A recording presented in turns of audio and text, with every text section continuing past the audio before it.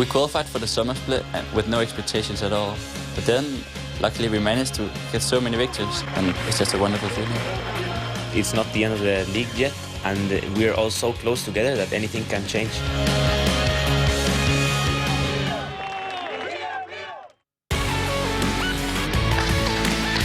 Welcome back to our studios in Cologne. We're about to bring you the last match of the day between the surging Lemon Dogs and an SK team desperate to stay out of last place. But first, we're going to get to your winning tweets, and I have Cyanide with me here to talk a little about them. Of course, the question was, who's your favorite champion for early game duels and why? And the first tweet is from EuroSGG, and he says, definitely Renekton. His kit brings tons of damage early game while providing solid CC, sustainability, and maneuverability. Yeah, definitely Renekton is a really strong pick. So I'm not a laner myself, so I'll try to give the best insight I have. But yeah, he has a lot of sustain, he has a stun. Like, I like to gank a lot with Renekton because he can just dash through the creeps and stun the enemy. So definitely it's a very strong pick. Right, then the second one is, I ate my socks. Wow, that'll be tough on your stomach. Who else if not Zac? His blobs make him regain HP, and if the enemy thinks he can dive him, he gets passive baited. Yeah, in the jungle, I think Zac is actually really weak compared to Xin Chao or something. But on top lane, it's really good at laning against melees mostly. But I think against range heroes, he has some trouble. So at level 4 or 5, he's quite strong. But before that, I think he's a bit weak. All right, then what Mattis says, definitely Rengar for early game dueling. His sheer burst from savagery shows who is the deadliest kitty around. Yeah, Rengar is strong, like we saw Hirako play it. It's in the jungle at least, it's kind of a hard counter, like you can quite easily kill some heroes, but it's not really the strongest, I don't know. But yeah, on lane, I have no idea, I'm sorry. No problem. Next one is from Tidal. Riven is really good at dueling early on. Q between attack, stun, shield, and a passive that gives you even more damage. Yeah, Riven is definitely really strong as well, like one of the most stronger ones, since you can really bully hard on the lane. Even in the jungle, it's quite decent, actually. Why do you think we don't see her that often? Ganking with Riven is a bit tricky because you have to use all the gap closers to get close, and then you kind of can't deal damage anymore. Like you need the Q auto to deal damage, but yeah, if you want to get close, you kind of have to go with the Qs, and then you don't have damage anymore. All right, now finally, for early fights, I prefer Vi. Does good damage and also has good CC. She is the best combination of damage and tankiness, as Aranea just showed us in the last matchup. I think early game, Vi lacks damage in the jungle. At least like if you play Xin or Javan, I think you can easily 101 Vi. But yeah, she definitely has a lot of potential on 2 versus 2. Like if you jungle and top lane, fight against jungle and top lane because you AoE and you have a lot of CC. All right, thank you very much, Cyanide, for those insights. Now, congratulations, of course, to all our winners. You'll be getting a cool Logitech G510S gaming keyboard. And for now, let's head over to D-Man and Jason for Lemon Dogs for SK Gaming. Thank you very much, Shocks, and welcome back to the final match of the day. At the start of the day, Lemon Dogs were in joint first place, a position they themselves said they will be in come the end of the season. And now they're looking to keep up with Alternate and Fnatic, who have already set themselves aside from the rest of the teams at first place. So let's take a look at the two teams, starting out with SK on the blue side. It is Kevin looking happy in this picture this time around in that top lane. Hercubot the jungler. Ocelot not quite so aggressive as he used to be in that mid lane. Candy Panda as the AD carry and Nif as support. And of course on the red side for Lemon Dogs, we have Zorzer in that top lane, Dexter in the jungle, Nutek mid lane, and Tabs and Mithy as AD carry and support. So take one last look at how you guys voted. What did you guys at home, who do they think is going to win? I have to say, I'm a little bit surprised, but 61% of the people think SK are going to win this game. Now, I mean, there's a lot of things you can say about that. Lemon Dogs have looked very strong lately. I mean, they've gone from pretty much towards the bottom, towards the top, or at the top now.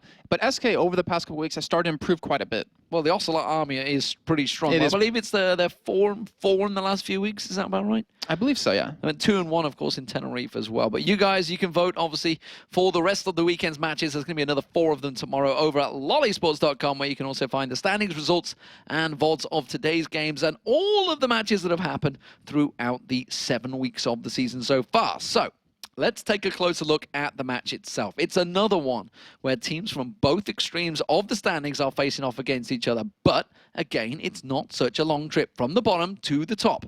SK is only 2 games out of first place, which is incredible when you think about how the season has gone. They're going to play 9 more times this season, and I don't think anybody doubts the talents of SK Gaming. They've just got to find that spark if they want to be able to get to their old glory. Yeah, we look back into the spring split for SK, and they had such an easy time beating the newer teams coming in, but this time in the split, it's kind of completely swapped on itself. And as you mentioned before, they went 2-1 in Spain, where they actually looked pretty damn good. And Candy Panda, as I managed to see on your screen, he was the man to make it happen. He actually is, I believe it's 16-1 on, or 16-3 on his KDA with Vayne.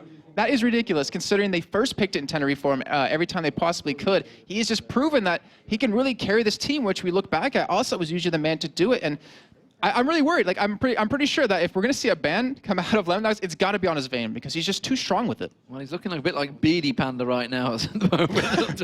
But you've also got to look at Lemondogs, because they don't jump out as you as a particularly dominant team. They're not flashy. They just finished games. I'm not going to go down. Sorry, Jack. They don't have an army of fans yet, of course, not like SK do, as you saw with the voting, but they are a very capable team nevertheless. All season, they've been racking up wins and climbing to the top very steadily.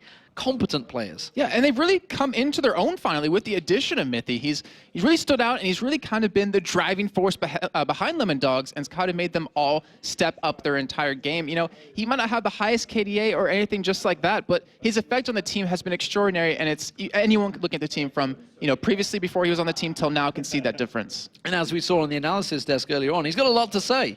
Oh yeah, yeah. We were watching the game together, and he was talking about everything he saw. I mean, it was actually very nice to hear that. Was everything OP? A couple of things where I'm not going to say what it was, but it might have been Kassadin as one of them. Yeah, there's a lot of champions things that are OP out there. It's very good to actually see his opinions. Obviously, we were in with the game analysis guys, with the Q&A guys, which was Scarborough and etc., getting questions from him, and he was definitely very vocal. It was an area that he himself, as a player, was really looking forward to giving feedback to the game creators themselves. And he's actually really brilliant. Like I was watching the entire game with NIP versus EG, and he was saying, like, talking about stuff that I obviously couldn't even, you know, think of in terms of like what they should do next, what's happening here. Because of that flash happened, it gave a huge advantage for Gambit. I mean, he's a very bright young man. Is it because you slipped out of Diamond 1 and you just not quite got the knowledge anymore? You got to go there. You got to go there, Demon. I'm almost there. I'm almost back in there. I'm 93 LP. I'm almost there. You're almost back in there, but you can see on your screens, Nuke, he was kind of the superstar of the team when we first came into this one, but he's definitely stepped away. The rest of his team have took that pressure off his shoulders, and he's actually a player we saw playing tabs. Playing tabs, all right. Playing Fizz earlier on. Tabs himself, as the AD carry, has actually done a fantastic job. But there is Candy Panda. He's played brilliantly for SK Gaming over the last few weeks. Definitely stepped it up and took the pressure off the shoulders of Ocelot. Yeah, and we talked so many times about SK, and the pressure seemed to have mounted on Ocelot's shoulders, but Kevin, like, he stood up a couple of weeks ago, started playing some Lissandra, and he really started making some plays happen. Also his Elise, and the thing is, with now Candy Panda stepping up, which we always kind of considered, like, I don't know, like, kind of the weak part of SK was that bottom lane, but it doesn't matter anymore, because him and Nif have really started to improve their gameplay, whether it's through practice or talking. But they're a deadly force. Ocelot's face as he looks at the bans and Kassadin being the first ban taken away. He's like, oh, that's not fair. I like to play that. And sure enough, Lemondogs, it is Vayne taken away. It's actually SK that banned out Kassadin as well, which is, I don't know whether that was like, he was like, wait, what? That's not what I wanted.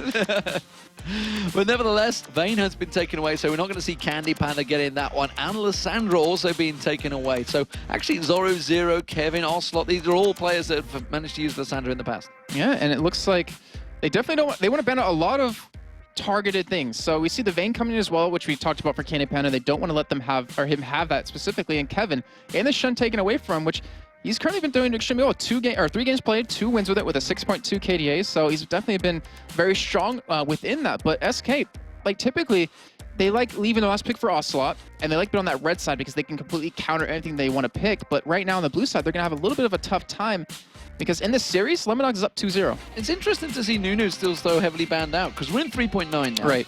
And there's a lot of people sort of are debating whether he's still as strong to deserve a ban, because didn't have that great success in the NA LCS over the last 2 days. Yeah, it's all due to that consume change, where he doesn't have that 602 damage, is down to 500, so it's really hard for him to just steal something away from you, which, I mean, obviously you still can, you're a Nunu, but it's a lot different now. Well, at least being the final ban. That's, of course, we've seen Dexter and Hercubot running very strong over the last few days, as well as Nif, actually. Now I come to think of it, Nif's played a very strong support, at least, over the last few matches. So, first pick of the game, and it's going to be Twisted Fate. Have they been baited into it? Was Lemondogs expecting this? I would assume so. I mean, as you realize, if you leave Twisted Fate open, it's going to be picked by pretty much any single team right now. Maybe Gambit's the only one that wouldn't pick that one up, because they know exactly that. Yeah, I mean, he's such a strong pick, but teams haven't practiced him as much lately because they know they haven't been able to pick them. So we're going to see how that's really going to develop here. Well, Sion selected at the moment. Not sure about that one myself, but who knows? You never know. They're having a discussion right now saying, should we really keep it up there any longer, or should we let the casters be put out of their misery? I was thinking, if they're going to pick him as like a special lane, he's never really picked anyway, so why would you pick him right off the bat? So that's got to be definitely a troll ban. But the Jarvan, that looks more realistic here. And there we go. Thresh and Jarvan being locked in. So Dexter going back to Jarvan. It always tends to be his fallback if he doesn't get a lease or doesn't get anything else. What else he played lately? Lee Sin actually played, didn't he, last week? Yeah, Dexter. Yeah, so the lease was against Gambit that we saw. It was extraordinarily well, and he's been putting out a lot of different champions that we normally don't see out of him in particular in the jungle. So with the Jarvan, I'm assuming he's been working on quite a bit, and it provides quite a bit of CC. The Thresh, though, Mithy, I don't think he's even played him that much this split. But I want to see how many hooks he can land, because if you're watching OGN earlier, Mad Life, oh my gosh, those pulls. It's like it's like a targeted spell. It's not even like a skill shot for him. It's the one he lands up, knows exactly where the Arcane Shift is going before it's even used. And he's like, you are going to Arcane Shift here. Just hooks him straight out. Yep. If you haven't seen it, guys, check it out after the game. Or during the load screen. It's only about 9-10 second clip, so you can easily get it in there nevertheless. Hercubot looking like he's going to be picking up Ezreal for Candy Panda because Vayne was taken away, so that's his second fallback champion, it seems, and Nami being selected for Nif with against Thresh. And, well, what tab's going towards? He had Twitch selected, now he's going towards Cogmore. Champion we haven't seen a great deal of, but of course he's going to fall back onto Caitlyn. Yeah, I was going to say, I mean, there's like two hyper carry 80 or hyper 80 carries, if that even makes sense, and that's going to be Kog'Maw and Vayne. And Kog'Maw, I mean, it's still a very strong champion, but it's really hard to make it work in these compositions when you have so many assassins who can just dive into the back line on you. Obviously doesn't have that escape mechanism, but this is looking like more of a legitimate pick here, as we will see Nukeduck on Ryze. So actually, no, it won't be Nukeduck on Ryze. It'll be Zoro Zero. And the thing is, Zoro, he's strong in lane with Ryze, but he's been camped quite heavily by junglers. Like, they've gone for some very quick pushes to take his turret down, but most teams will leave him alone. And when he has the opportunity, he just farms up like crazy, and he becomes this really strong force later on that it's really hard for the other team to deal with, which I believe SK did against them last time they met in Week 5. Tab's not looking like he's going to change, so it will be Caitlyn, sure enough. It's Caitlyn or Varus. That's really who he plays. I mean, he's expanded his champion pool quite a bit, but you're definitely right. I mean, Caitlyn, Varus, we talked about him in Week 1. Only played Caitlyn in the summer promotion tournament. We were confused. If you bet on Caitlyn, will you counter him? But he's proven he can play some other things, and it's going to be a very strong champion. Obviously, you have the range, and it's a very good counter to Nami. As long as you don't get hit with the slow off of her, but the bubbles are going to be really hard to land. So, final picks. They've already got that mid laner and the bottom lane secured, so it's going to be jungler and top lane they're going to be locking in. Or is it? I think we're going to see Xin come out of us. Oh, wow. Just like I said, I was thinking maybe Xin because... Another Aatrox. That'd be the third Aatrox of the day. Yeah. I mean, we only saw him once the first week was available, and then now he's being picked like crazy, and it looks like we will have that jungle Aatrox and a Jace. So even with the tier changes, it looks like they still want to give Jace a go. Well, I'm wondering how Jace has managed to sneak through. He's not had that much of a nerf yet, still. It's just really hard to stack that champion. tier, so the thing is... okay, so it's a lot harder to do that. That also means your mirror mana comes in later, which means you're not as powerful early on to use that tier advantage. So it is a little bit of a hit to him, but it looks like they will go with it. So that's a quick locked in Zed there as well. Fast locked in. So that's going to be Nukeduck trying to counter out Twisted Fate in that mid lane. Will be able to put some burst down on him, but I don't think Ocelot's going to want to stick around long enough to fight straight 1v1. He's actually played him in 3 games, that Zed. 2 wins out of it, has an 8 KDA. So that's a very good champion for him. It's very assassin-like. It's going to be hard for anyone to 1v1 him if he does split push, which he typically likes to do. And honestly, I kind of like that champion. Well, I'm waiting for this Thresh and Ryze to switch around finally, because we only have 25 seconds left, and it's taking a while. There we go. Got a little scared there. We're finally into a normal match here, Jason. This is the The fourth game of the day, and finally we've got a standard setup once again, just like in game 1. So we haven't had the craziness of game 2 and game 3. What are we seeing here from the two teams? Now we can actually look at a team and go, we know this, we've seen it before. Well, we heard Sana talk about over an SK side that the Zac, it's kind of, he thinks it's stronger in the lane than it is in the jungle, but we're going to see obviously on Hercubot. So it looks like they want to just harass quite a bit with Kevin and then kind of go for a strong initiate after that with the tidal wave following up, and then the Zac lets bounce. There's not a lot of synergy within their team for this, so it's going to be interesting to see how they're going to use it.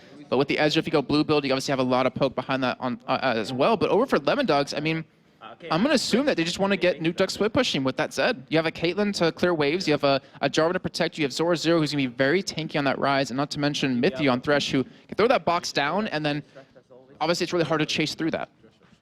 Well, we'll see how it works out. We see the players getting themselves ready. Their giant headsets on. That's to shut our big traps up so they can't hear what we say, and they can't hear what the other team says as well. That's really the main reason, but nothing gets given away to these guys. So they're setting themselves up here in the studio. And Mithy in front of his, well, actually, technically, Ocelot and Mithy in front of their home Spanish crowd in Tenerife last week were both very successful. We saw Ocelot crowd surfing towards the end. Mithy had a few words for Gran Canaria, didn't really please the Tenerife fans, but nevertheless, he is from the islands and his mother and father were there to see what a big deal it is to actually be a player here in the LCS. So here we go. Blue team is going to be SK Gaming. They're on your screens. And of course, Lemondogs, they are the red team. Lemondogs currently 2-0 up against SK in this series of 4 matches that they will be playing out in total. And so far today, actually, if you look at the stats, everyone was 2-0 up, and now today, they're all 3-0 up. So, that, in its favor, says Lemondogs are going to win. That's it, GG. But, I mean, yeah, a lot of teams have been winning that out, but it obviously doesn't mean that's exactly what's going to happen here, because SK, they're going to want to put up a fight, and right now, look at the compositions in terms of how this game's going to go. Lemondogs, it looks like they went for more of a late-game composition, because obviously with the Caitlyn, you're not as strong mid-game as you are compared to a lot of other AD carries, and not to mention Ryze, who just gets stronger as the game goes on, but has that weak early phase. And on an SK side, with that Twisted Fate, with the Jace, with the Thresh, they want to apply a lot of pressure early on. They want to make some plays happen and kind of take it right off the bat. But right now, the Lemondogs are going for a bait here. They're running into a 5-man SK. Oh, they just showed each other that little bit early. I think Demacia Standard probably would have used to check that bush, but it seems SK, they're quickly going to try and turn around. They're going for the red buff invade of their own, I think. Well, the thing is, they have a ward down to see if Lemondogs will be at the red buff here. They're actually going to spot him coming into that side of the jungle as well. And a little bit surprising that they gave up the positioning, because they had a relatively strong team to fight. But they are going to position around this, and with Candy Pen and Nif sticking towards the top side, it looks like they will go into that top lane.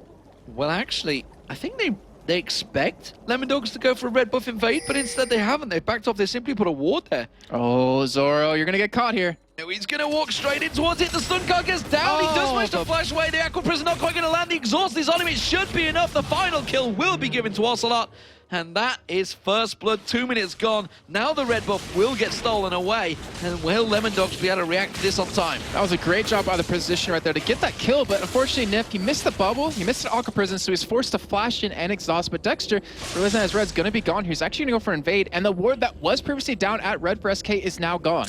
Yeah, it was an Explorer ward, I think, that they put down there, and it does mean Lemondogs will be able to take away that red buff, so they're going to be able to react on that terms, but the fact that it is 1 kill already to a Twisted Fate in the mid lane. There's the smite being used, and it is Dexter actually going to clear out the spawn as well, so he's going to have the timer on that one. I actually remember seeing Nuke Duck warming up earlier today on Zed, and he was playing against an Orianna, did pretty well, and he's obviously been practicing the champion quite a bit. And Dexter, he's trying to go in for a gank here, but he goes into that bush, he will be spotted. Also, actually face check it. No, actually will spot him, so he's going to be forced to back away. And Kevin, going to be in the bottom 1v2 against this Caitlyn Thresh combo. He's going to have a relatively easy time in terms of farming as long as he can shock blast acceleration gate. However, with Jace, the acceleration gate cooldown was raised, so he can't use that combo as often. But also Zora Zero is going to struggle out in that 2v1 farm to start with early on in the top. Nuke Duck already putting a good burst down on Ocelot. And that middle, you can see he's won 2 of his 3 games, as you mentioned earlier on. And he has got that capability to burst down Ocelot when he starts getting some damage up on the top there. However, Zora Zero, we mentioned this in the top earlier on today, earlier on before this match starts, the fact that he will get camped out, he will struggle to get some farm out there, and Candy Panda and Nif are going to keep that pressure on him. You see, he hasn't been able to get any CS just yet as we approach the 4-minute mark. The thing is, last time SK and Lemondogs met, they took his turret, which they're currently trying to do right now, and they just left him alone. And if you do that to a Rise, he's going to become too strong. And Zoro, I mean, with how many times he's been in that position, he's going to know how to get back in that game. But both AD carry support lanes are being very aggressive. Both junglers just sticking around that lane to help out, which means Nutuk, he could potentially go for a kill on the Ocelot because he knows the jungler won't be there to stop him. Keeping good harass down as well. Tabs putting that Pilt over on towards Hercubot and Kevin. And it does mean that the double buffs that both junglers did pick up, not really being put to good use. Yeah, but I mean, they were able to keep the turrets alive. We're able to get some experience off that as well, as we do see some damage coming onto Ocelot right there. And Nutuk, he's being very aggressive. He really wants to go for this kill. He went for an early Doran shield because the auto attacks out of Ocelot are really going to harass him quite a bit, but it reduces those by 8 damage. Well, apparently it is very strong. Mithy told me that one. Get strong or overpowered? Get OP, of course. Of course, that's the one word. It isn't as strong, it's just OP. Everything's OP. Candy Panda, though, with that buff coming out from Nif, is it going to be enough to turn it around? The Aqua Prism doesn't land. Dexter goes aggressive, puts out the Dragon Lance on towards Candy Panda, and immediately a lot of damage being dealt towards him. He's going to have to get topped off by Nif. I was say they probably could have fought for that, but they had no idea where Hercubot was, but he just showed himself bottom again, and Dexter's taking a lot of harass here, but they're soaking up a lot of experience, and this game, it's pretty much just completely mirrored across the map. It's basically standard lanes, and Ocelot again taking damage from Nuke. Nuke doing a fantastic job as I smash my microphone away, but nevertheless, Lemondogs are doing a fantastic job of keeping the pressure down. Hercubot's been in this bottom lane. He's tiny right now. He's only a little Zac, and you see the tower damage already down to half. I feel that Lemondogs are doing a better job at keeping the pressure on this bottom lane. Yeah, they are by far right now. That turret's already down about a third life. Over on the top side's actually still about half life right now, and that was all due to just how much pressure Tabs can put on the lane, considering he can push the lane a lot quicker than Candy Panda can with those Piltover Peacemakers.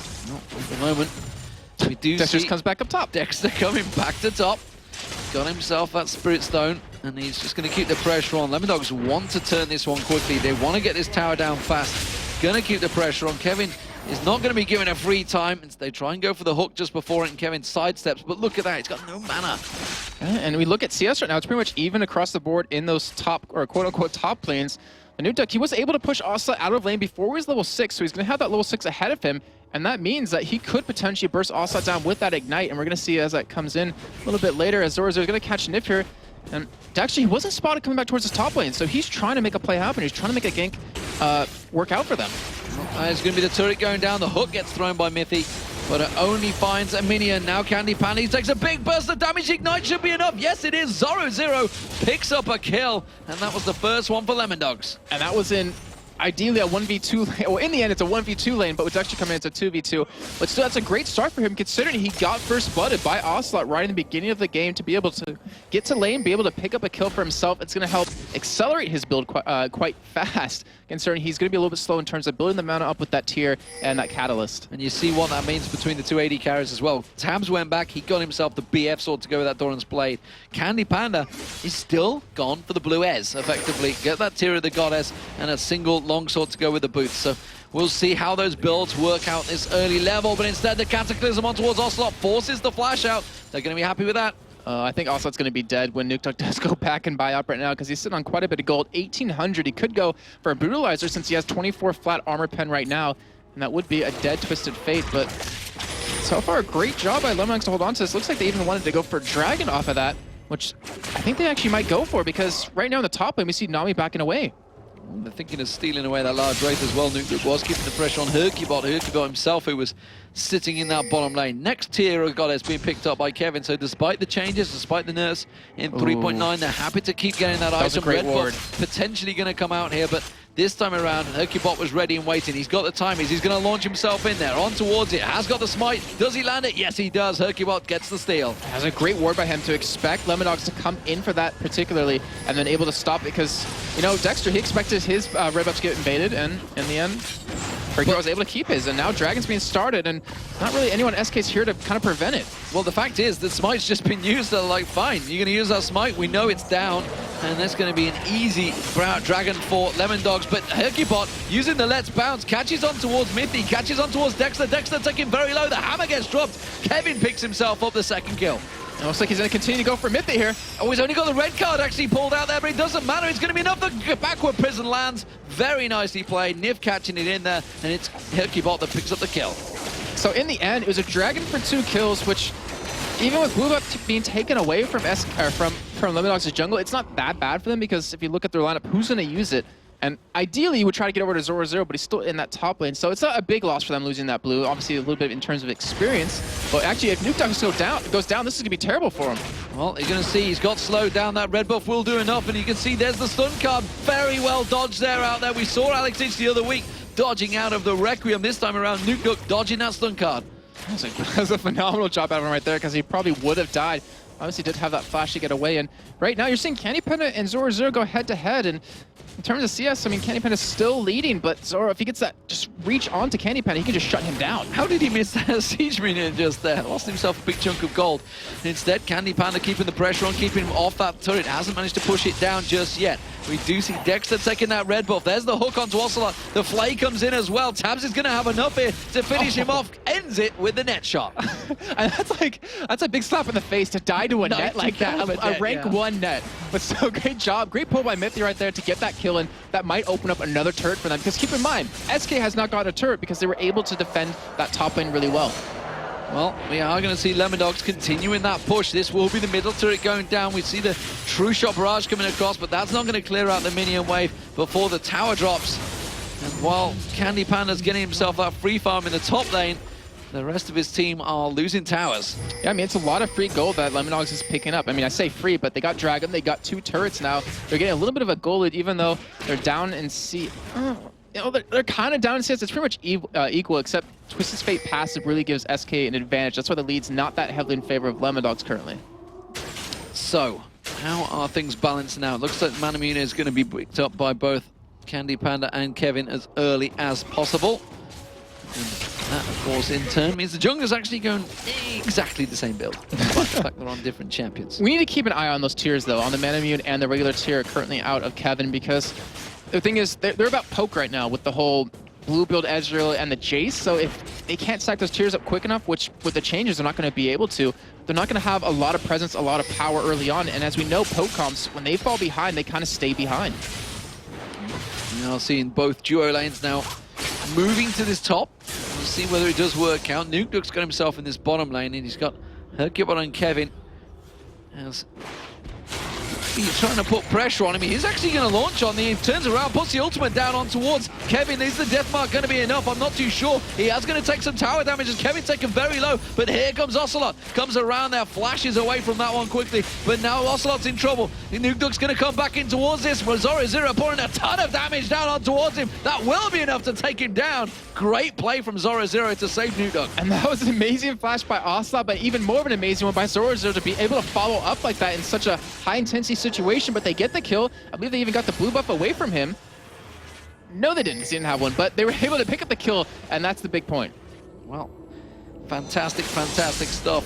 He's amazing, and they're going to keep the pressure actually on towards Nukeduck now, who got a little bit too close to it. Flash comes out from Hercubot, going to get the slowdown. Kevin trying to go close the gap, get the hammer on him. If I could just get my words out, I'll be able to tell you, Hercubot got the kill. But Lemondogs are going to get another turret off of that, and that is a good trade for them in the end, as long as they can hold on to that bottom one. But Zoro, he's pushing middle right now. He's keeping that aggression on every single lane they possibly can. And SK, they need to be able to react. And what's kind of funny is that because of how these lanes developed early on, with having the junglers in each lane and or in the solo lanes to kind of protect from the lanes being pushed down, is that Asa wasn't able to make anything happen early on. He wasn't able to use his ultimate to make some ganks happen, which kind of sets him back a little bit in the early game.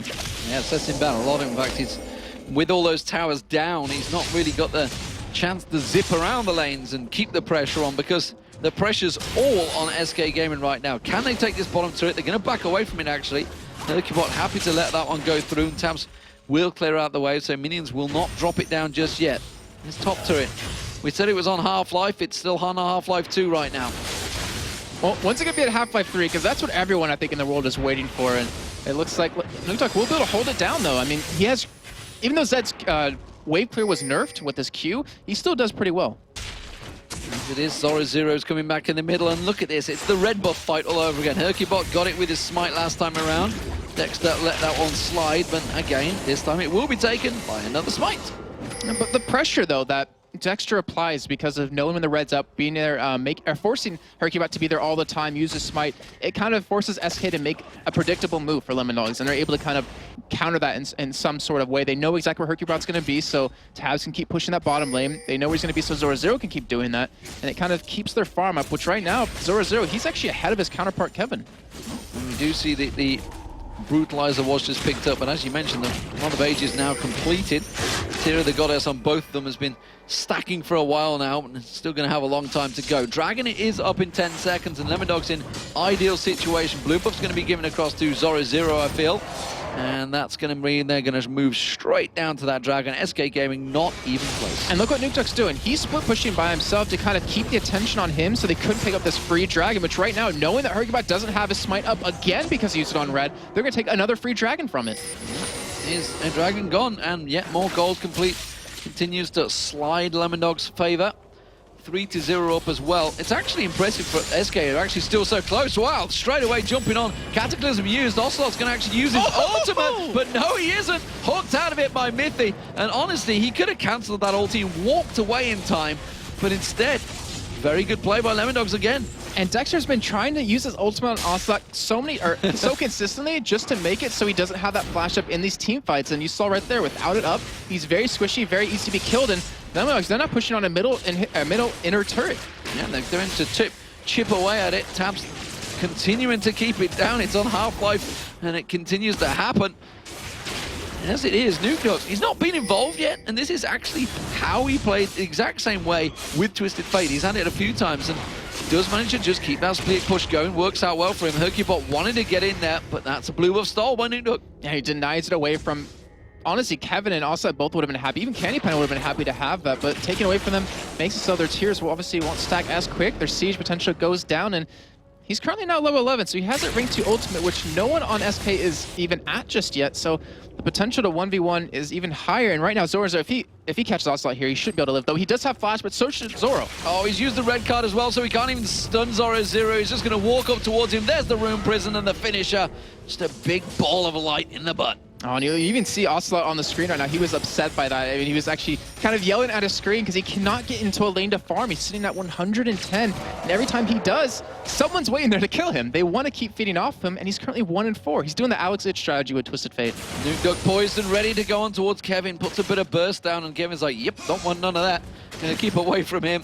The fact that he's got that blue buff on, he's gonna keep his cooldowns off. Candy Panda trying desperately to keep the farm going, keep on top. He's the only person at the moment that's keeping up in farm between the lanes with Tabs, but it's becoming a more difficult task as Lemondogs continue to split all across every single lane, driving it down. And this middle turret, it's not long left with it. They are going to catch on towards it. Dexter runs distraction while the rest of the team take the turret. It's another one. It's 4-0 in turret so far. SK not looking strong here. Yeah, 4-0. That is a huge number now for Lemondogs because that is so much gold. 4 turrets, 2 dragons. Like, that's so much gold that they've been able to accrue throughout this game that they're starting to complete items a lot quicker. You look, at 0-0. Had a tough time in lane.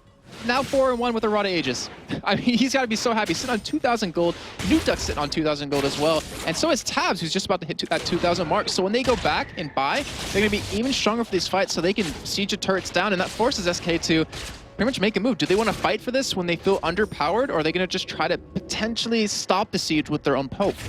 Well, they're poking out all the lanes as Lemondogs all went back to buy, apart from Tabs, of course, who continues to just farm in that mid lane, keeping Ocelot away from that turret. Now got 2k gold. He's going to head back, get himself some sizable items. We'll see what it is that comes out. 2,200 gold also on Candy Panda. As you mentioned, he's just clearing out those golems in the bottom lane, so he's got a lot of gold as well.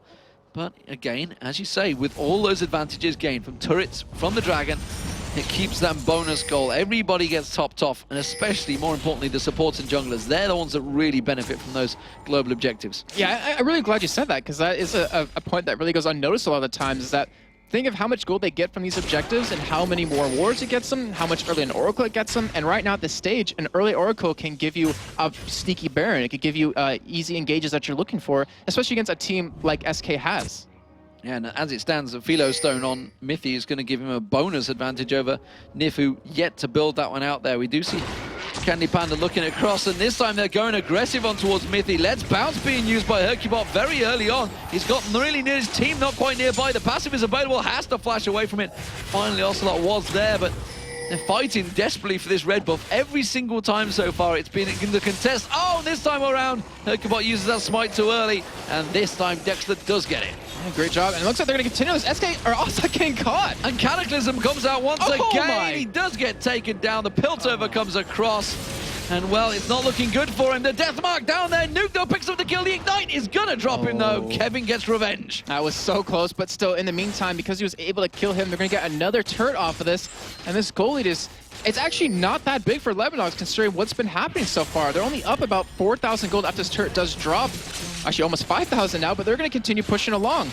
Yeah, the passive of Twisted Fate is about all that's really keeping SK within reaching distance, and come 3.10, they're not even going to have that either, so we'll see how that swings it around. As it is, though, SK under the cosh right now, 5-0 to Lemondogs in terms of towers, and SK desperately, and honestly, they haven't really got that close to taking the tower. The top one was the one they got the closest to, but all across the map, not even close. The upside to that, though, is because of the CS, because it's 7-5 in favor of Lemondogs, and them having no turrets just yet for SK, is that there's still a lot of free gold on the map for them to pick up. So, I mean, yeah, they're behind right now, but imagine if they got 5 turrets straight. They'd actually have the gold. They'd have a lot, or be a lot stronger in items. So, just because, you know, they have those 5 turrets, but they don't have a huge kill advantage is a good sign for SK. Well, Requiem being used by Destiny, sorry, not Requiem. That'd be interesting, coming in from a different planet. Ocelot using his Destiny to check out where the rest of the team are. They're actually to try and buy time for Kevin to get in towards that top, but we just saw a moment ago against Zoro Zero, it was toe for toe, and that was with Ignite that Kevin had. He hasn't got it this time around as Zoro Zero has, so he can't engage on that one. Candy Panda also backing away. He felt a little bit of dude potential along with that ward that he had in that Tribush. Means he had to back away, and Lemondogs, sure enough, going to get themselves yet another dragon. And look at the ward coverage they have down currently. They have 3 wards in the enemy jungle of SK, and they're able to just pretty much know they're not going to be there, take it for some free gold, and they might even... No, they're going to head, but I was about to say they might be able to catch someone off guard here with the hook. But still, they actually might be able to do it. I do hear it go off, but they unfortunately do miss it. Yeah, they didn't manage to land it.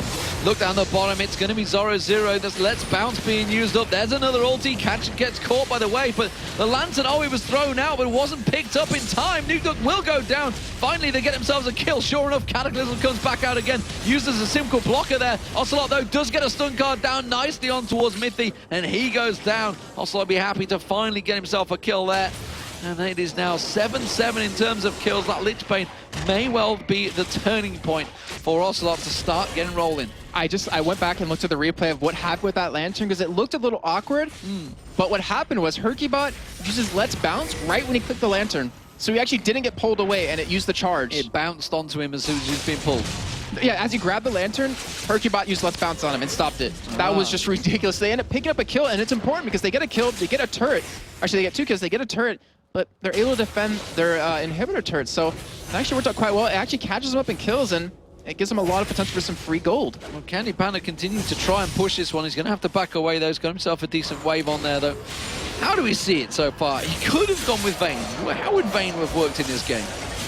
Well, I think SK would have ran a completely different lineup if they wanted to go with Vayne, though. And with the current lineup they have, not that great, because they don't have a lot of protection for Vayne. The thing is, Lemondogs, like, with Nuke, how strong he is at this point, he's 1-3, but he's still very strong with his items. He can pretty much 1v1 Vayne right now if she was in the game. And the thing is, Lemondogs, they're more of a late-game team with that Ryze and Caitlyn, so they're only getting stronger right now, and SK is already having a tough time dealing with them. Kevin persisting on trying to get his top turret down. Sure enough, here comes Tabs and Zoro Zero to say, nope, not going to have it. It's still on half-life, and you're not going to touch it. They are really not wanting to release that top tower. Yeah, they don't want to let any turrets go. They don't want to let that free gold go over to SK hands so they can pick up some items. Because if you look at currently, you know, Kevin, all he has is the Manamune done. But you look over his counterpart, Spirit Visage, Rod of Ages, has the tier probably already fully stacked, as I can check for you in just a second. So it's just over halfway there.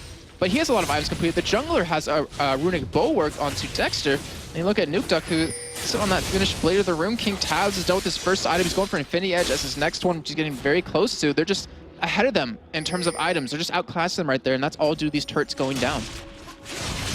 Well, we'll see how it works out. The 6th turret of the game for Lemondogs is going to be focused, and it is the top inner turret. But while that's happening, Zoro continues to push on towards that inhibitor turret, which already had some shots from Tabs on towards it. And it's slowly taking a little bit of poke. Every little bit counts from the Lemondogs. It's equaling kills, but it's not going to feel that way because they know they've got that 5-1 turret advantage. And all across the board, you just look at the ward placements. It's Lemondogs that are being more aggressive, but yeah, it really is a lot of wards. Nuke nearly got launched on by Hercubot, just thinking, nope, not going to catch him down. And again, more damage being done here. Kevin trying to keep that wave clear, but Tabs and Dexter are doing great work on the turret. They're going to finish this one off. That is the 6th turret of the game. Candy Panda comes in. They try and go aggressive. 90 caliber net catches on towards him. Ocelot goes in. You do see Cataclysm coming out. This time it doesn't work, and Dexter goes down. But in the meantime, Lemondogs are pushing this middle turret because of the word coverage they have, because of what was committed by SK. They're going to get some good damage onto it. Good play from Mithy, but it's not quite enough to stop Let's Bounce, and Zoro tries to turn that damage back around on towards him. Ocelot has to get that stun card out, but Tabs might be able to finish this one off. 90 caliber net, ace in the hole, should be enough. No! Candy Panda comes in, intercepts it. Wildcat gets thrown out. Will he be able to turn it around? The barrier bait, is it there? No, he missed his Q, but diminishes to Arcane Shift. Now Nuke going to close him down. Gets the slow on him. Is it enough to manage to get away from this one? He's doing the damage. He's got to buy himself that 10-second gap away from Nuke. That's what he's trying to do. If he can get to this turret, he will not give up the kill to Nuke. Nuke, though, doesn't want to let it happen. He's trying to close the gap in distance. Candy Panda has to land one more of those. He's just waiting inside of there. No, he's got caught. That's Candy Panda dead. Oh, that was such a good job by Candy Panda, though, to block the ultimate coming out of Caitlyn onto Ocelot, saved his life, and was able to pick up a kill on a Tabs, considering he was already knocked down half of his life from the ultimate. So this is a very, very great job by him. Nip gets pulled here, but are they able to commit off of it? And yes, he will, because Zoro goes straight in. Is it going to be enough? Will the bait be there? No. He goes down. Dark Passage picked up. Kevin goes a bit too deep. Cataclysm back out. Dexter seems to have this on permanent cooldown. And again, it leads to another kill for Zoro. And that's 3 members of SK down right now, so they can get this middle, or they should be able to get the inhibitor off. Smithy, oh, the flash, fortunately not going to work out, but that should be a free inhibitor for them. And considering the coverage that Lemondogs just had down on the map with these wards, it gives them the ability to make plays like this happen. Well, that's the top inhibitor turret going down. The middle one, sorry. The top one's already being worked on as well. Nuke was there, but instead they're going to rotate around and say, let's get this inhibitor down. Let's finish it off. Managed to get ourselves the super minions, and Hercubot comes in from the side once again. Let's bounce on Mithy. He's got that Oracle up, tries to throw the hook towards Ocelot. Ace in the hole. This time does land. Mithy taken low. He's going to get dropped, and they defend successfully their inhibitor, but only just. Yeah, only just. I mean, it's very low on health right now, and the thing was, Tabs, he arrived to that fight a little bit late because obviously he was dead. But look at those items. Infinity Edge, Bloodthirster in hand. Doesn't have any attack speed just yet, but when he does hit you, he's going to hit you hard. And if he crits you, that's a big chunk of your life going away. Not to mention that ultimate, which I think might even be used to initiate. If he hits anyone on SK that isn't Hercubot, he's going to just chunk them. Destiny being used. Where's he going? Dexter's going to get caught out. There it is. It's Dexter. He's going for flashes away from that one. Ocelot trying desperately to turn it around and pick up some more kills. And Dexter, who seems to have Cataclysm available every time he gets near him. Yeah, I think it's going to be off cooldown. It's almost up right now, but I think it's going to be on cooldown and very shortly within this next fight, obviously. But here we go. We have 6-1 Zoro. The threat of Baron, 27 minutes in, is very real right now, but also the backdooring or just a straight-up fight on that inhibitor for Lemondogs. If they can take that down, they're going to have great control over this Baron. And a lot of items still be completed here. I mean, we have the last Whisper done for Nuke, so he should be able to 1v1 Kevin and Ocelot. He might have a difficult time with Candy Panda. It depends on how the fight goes. But he should be able to put out so much damage that SK has a really tough time dealing with it. Lemondogs continue to get their global experience and gold advantage built up over SK Gaming as they take themselves yet another dragon.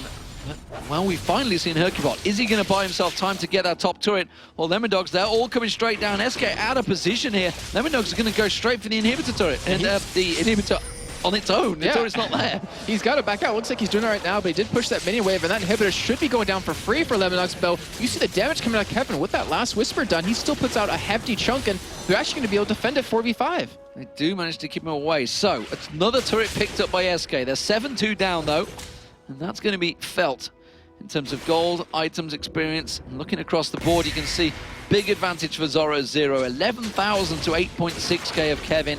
the mid lane, 10.2 to 8.8 advantages all across the board. The AD carry is actually very close in terms of gold, as are the junglers, because they've both been picking up those kills, assists, etc. And the two supports as well. It's 1,000 gold advantage. That is where the difference is. That's where you can tell the tower difference and the dragon difference. Of course, they've both got 5 and 4 assists, so still close between those two, but it's 1,000 gold for Mithy just from all those towers going down. What to say, he just walked by 2 wards, but he's actually going to turn and be able to pick those up. Nuke level 17.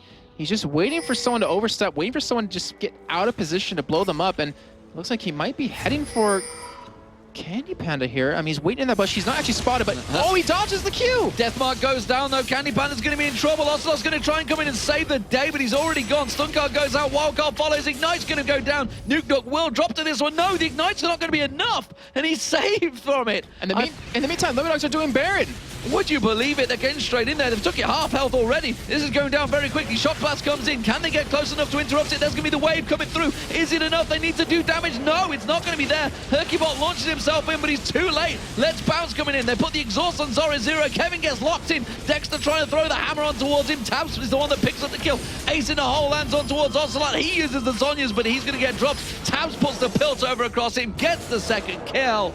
And that was a great turn of events for Lemondogs. And they're still not done. I mean, Nuke, after he got very low in the bottom lane and also had to run over to Baron to help it out, he pushed that turret down. He's going to take the inhibitor down. And not to mention, they're going to take the middle inhibitor off of this. So they're going to have 2 inhibitors and a Baron with no deaths off of that fight. And they're just going to continue driving forward. Luke taken very low, but 2 inhibitors get taken along with the Baron. Big turnaround from Lemondogs. You could tell it was coming. You smelt it was getting close. And sure enough, Lemondogs pick up themselves up some huge advantages over SK. Yes, they did. And that's kind of what they needed. Now they're up almost 10,000 gold at this point. They're all going to back. They're all going to buy up. And they have 3 people with 2,000 gold or more. And they have Mithy with 1,600 gold. So they are sitting on so much money right now that as you see all the items coming in. I mean, you have a Void Staff for Zoro. You have a Last Whisper for Tabs. You have a Black Cleaver for Nuke. And you have a Shuralia's done for Mithy, so they just bought a ton of items. And SK was already having a tough time dealing with them in these fights. It's only going to be tougher now. Fantastic stuff. So SK really up against it now. They're finally, for the first time in the game, don't have to contest that red buff. It is going to get given across to Candy Panda, but is it all too little too late? Kevin tried to shove out that top lane. Nuke actually getting stunned up there. Candy Panda comes in from the side. He's going to try and use that death mark on towards Candy Panda to escape. Oh my God! He's got away from it. Zonya dodges out the way of the True Shot barrage.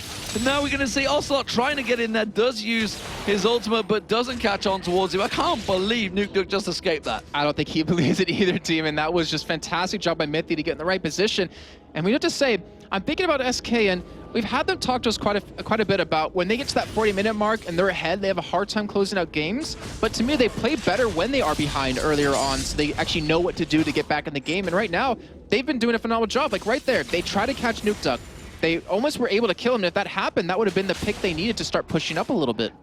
But as it stands, they are fighting against super minions, and Lemondogs with that Baron buff just have that top lane to it. Hercubot getting caught out, flayed up a little bit there. Mithy not really the target he was looking for, wanted to find himself a juicy AD carry. Nuke putting the wards down in mid, keeping the vision. Super buff minions on towards the Nexus turrets now as well at the bottom. So SK, somebody's got to deal with this. Is it going to be Candy Panda? They're 4v5, sorry, on the most so far on this inhibitor turret. It's already taken to half. They're just keeping on poking it. That's one of the Nexus turrets now down to super minions. They do get the second one down as well. The inhibitor turret dropping. Now they're going to see the pressure. One more inhibitor left, and the double super minions are there. Still, nobody dealing with those super minions just below. Candy Panda finally comes across. You can see a wave of red on the map. That's going to be the 3rd inhibitor turret now. Sorry, inhibitor going down. Super minions doing the job so far, and SK Gaming are under the cosh. They're up against it. Nuke goes aggressive, puts down his death mark on towards Hercubot. He gets his passive popped on the fountain. It doesn't matter. It's Lemondogs that are going to take victory. Cataclysm once again.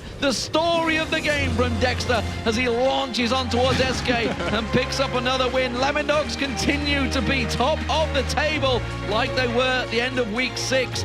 And you know what? They may be living up to their promise. They said they were going to finish first, they are still in that position. Yes, they are. I mean, Gambit, they dropped out of that running for the first place. Now it's a 3-way tie between Alternate, Lemon Dogs, and Fnatic, and that game was just phenomenally well done, just from the get-go, considering what happened with both junglers camping those lanes, even had an invade come out of Lemon Dogs, but just so very well done by Lemon Dogs. I mean, we've seen the impact of Mithy on this team, and considering he came in, you know, halfway through the season, he's been able to take them to the top of the tables. Well, one thing that has developed over this weekend, it is the bottom of the table. It is started to actually stretch, and now you can see SK and Evil Geniuses on 8 and 11, Meteor Makers on 7 and 12. There's starting to be a gap between there, and would you believe it, it's Ninjas in Pajamas and Gambit are the next two teams to come against, which honestly, you would still count them in towards that top end of the table. It is scary right now in the standings, and the pressure is really starting to build on all of the teams that are in that situation. Yeah, and I really wonder the pressure that they're under because of that. Like, knowing you work this whole season, these 7 weeks now, to get into these playoffs, and then you kind of maybe fall out.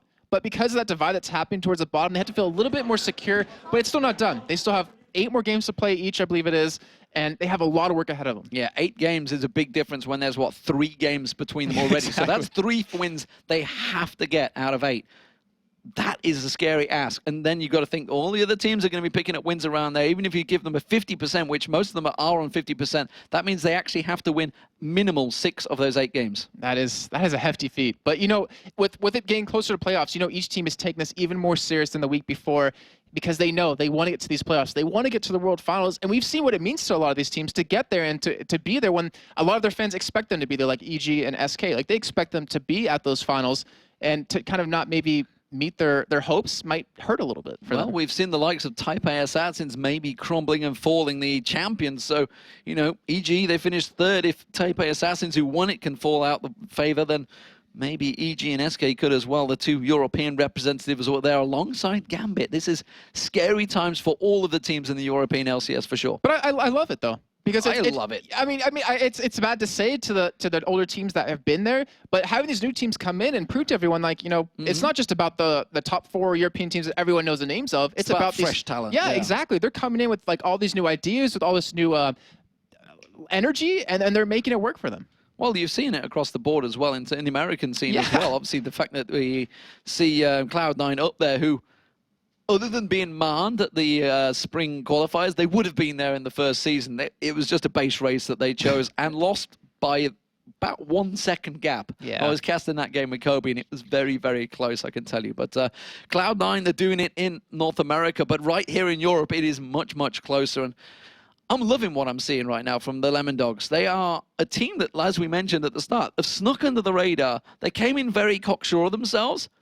Seems to be working now. And they kind of mellowed out after they said that, too. They're like, all right, you know, we're just trying to do our best here. But they've been winning more and more, and their cockiness has still gone down even more. Like, they're just completely humble about it. And I'd just to check out their stats since Mithy joined, because they seem to be picking up wins. It's ridiculous, yeah. Like, I mean, we've heard him when we talked to him, you know, in interviews over in Tenerife. We talked to him on the announce desk. He has a lot to say. And when we talked to him back on the players' conference when we were there in Tenerife, they all said, like, he's brought so much life to the team. He's really the man to go to in terms of how to lead them. He's getting them all to practice a lot more. And considering he's the new addition, he wasn't there from the get-go when Nuke Duck made the team, he's still having that impact on the team. Well, let's see what impact he has had, because the man that just had his Zed life saved was Nuke Duck. He is alongside Shox. Thank you very much. Nuke Duck, congratulations. Great game on Zed. Let's start with that level 1 invade by SK. It didn't go very well for you guys. What happened there? Basically, we just did the same invade as them, but Ryze took a very risky route and they were camping there, so that's why he died. It wasn't necessarily like our level 1 strategy, it was just him taking a risky path. Tell me about your Zed pick. Zed used to be extremely popular. Now we don't see him that often anymore. Why do you still prefer him? I still like Zed a lot. I played him a lot, so he's just one of my favorite champions, and I don't think he's that weak, so I pick him. What was the general strategy going into this game? Because, you know, you guys took a lot of towers really quickly and kills. How come that you guys are like so tuned in on each other right now? Our plan was just to do a mirror invade with SK, because they usually, when they win, they gain all their advantage from level 1 and early game and just snowball that. So we wanted to just make sure we had equal early game, or equal level 1, and then from there try to like play a little bit passive the early game. But we had Caitlyn, and they managed to kill top 2v2 in a gank, so their tower push was slowed down heavily, and Caitlyn pushed tower bot. So from there, it snowballed into 3 towers and Drake.